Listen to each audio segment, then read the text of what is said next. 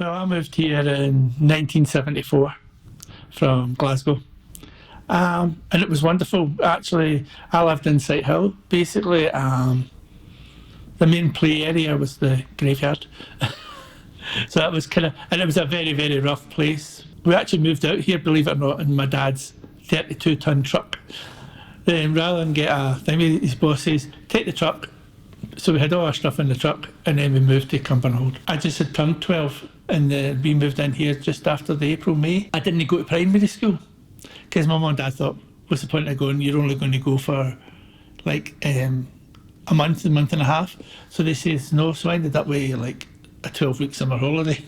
When we moved here, for the first time, we actually had our own garden. Wonderful next door neighbours. And basically, just as soon as you crossed the road, that was you were in the countryside. And we spent most of our formative years, if you like, from 12 to say 15, 16, over in the Luggy and all that kind of stuff, all played all around there. Because we used to be able to go down the Luggy and all that kind of stuff before they built the houses beside the railway, it opened the whole place up for everybody. There was lots of places to explore, down to the perch pond and stuff like that, which seemingly even had a double-decker bus in it. Lots of cars get put in there. But yeah, I mean, it was a place to explore from. And as I say, especially when we were young, when I'm talking maybe 14, 15, you had their own cinema, and that was fantastic. We used to go up there at least once or twice a week. You know, it used to be group sales that would go up and just watch a movie or what it is.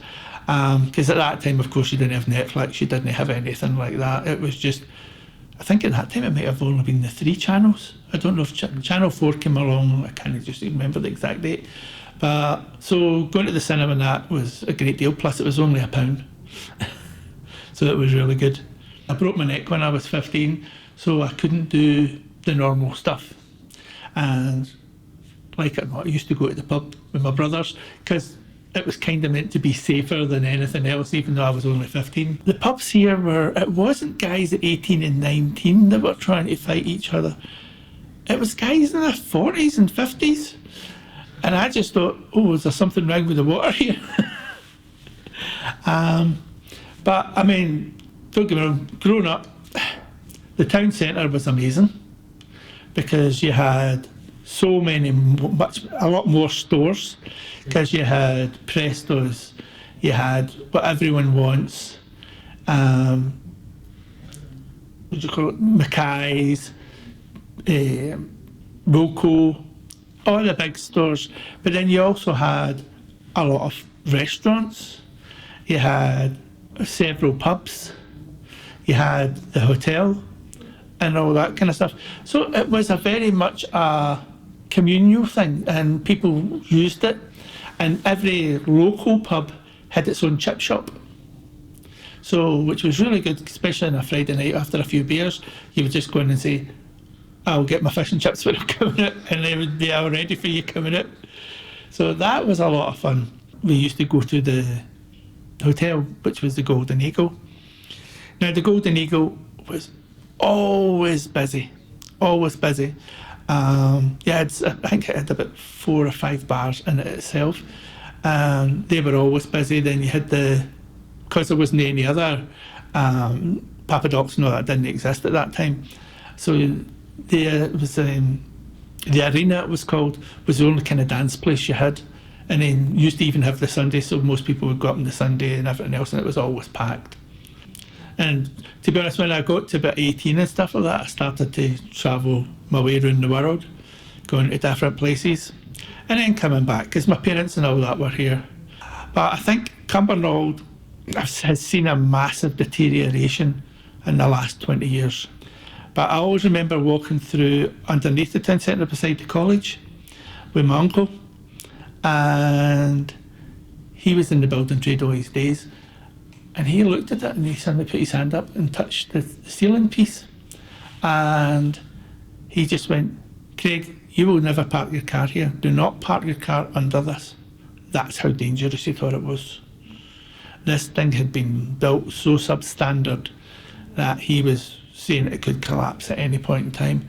And actually not long after that, they actually stopped people parking in it. So you were like, okay, that's a bit dangerous. Unfortunately, and this is the great Cumbernauld secret, if you like, the Golden Eagle, the top of the building collapsed, fell off onto the road. Now, if you go into any architectural website, in fact, you go into any website, you will not find that as the truth. They say, oh, it was losing money, so it was closed. Nope. A place that busy doesn't lose money. What closed it was so badly built. Almost the whole of Cumbernauld was really, really badly built. That's why, as far as I know, all the penthouse flats and stuff like that, they get shut because the dampness was so bad in them, nobody could live in them. So a lot of that kind of stuff, yep, is been through the ages. I mean, Cumbernauld didn't have dampness. It was condensation. And that was all they would ever say, it was condensation. And that was a crazy thing. Cumbernauld a strange place. It's a place you're glad to see the back of sometimes, but it's also a place that you get called back to quite a lot. I mean, a lot of my friends have stayed here. We've known each other now for 40 odd years. Men and boys, if you like. And that kind of keeps you back. I mean, even though now I live in Glasgow, part of me still wants to come back.